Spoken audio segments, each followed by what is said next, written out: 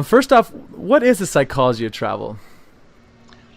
To me, the psychology of travel is the subject of the human mind and human behavior, but in the context of the travel experience.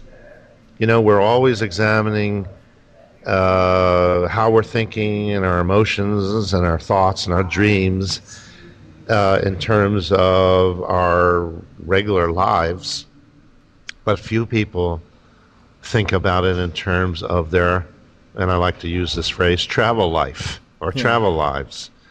There's that whole aspect of us venturing out into new territory, and the whole subject matter of taking a look at that in terms of our thoughts, feelings, emotions, perceptions, all of that is in the context of the psychology of travel. That's what I would say, how I would define it. When you bring that up, it reminds me of that movie Into the Wild. Have you seen that movie? Oh, I have. It's one of my favorites, just one of my long-term favorites. I have done that type of trip in a Volkswagen bus across Europe, and I know what that feeling is. Some of us have the urge to see what's around the next corner, and the rewards of that to ourselves are what drives us. I mean, the higher order needs. You know, maybe to use one example, we've all heard the expression, we want to be all that we can be.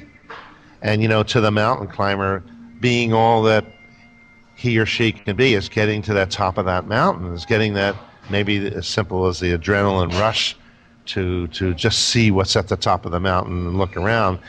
There are high gains. These are the gains that we strive for, and there are some risks, and we're going to pass up some very wonderful experiences without really exactly knowing what's in store for us. And that is exciting.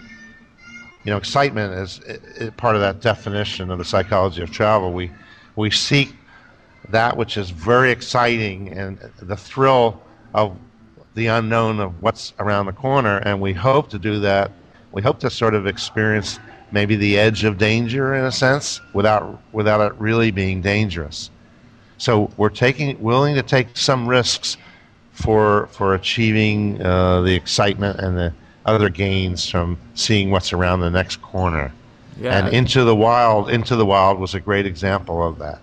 As I was hearing you talk and I was reading some of the stuff you wrote, it seems like you're understanding how travel applies to your life and how the importance of it in some ways, of really having that a part of your life. And it's interesting. The reason why that movie always stood out to me was it seemed like obviously he was an extremist, and I'm not someone that's saying you should go do that and burn your money and your credit cards and walk away from your car. That's pretty extreme side, but what he did get that I really liked the lesson in that was that he got that even though people and things are coming into your life, it's not something you should attach yourself to and stay there for the rest of your life because you find something that gives you identity or gives you some sense of value that all of a sudden you're like, I need to stay here. He got that, okay, this is a great part of my life. I'm now going to keep on moving and getting more experiences and basically living that adventure and excitement that really makes you feel alive in a lot of ways. So That's a great way of putting it, and it's achieving that, having some kind of a balancing the risks with the gains. You know.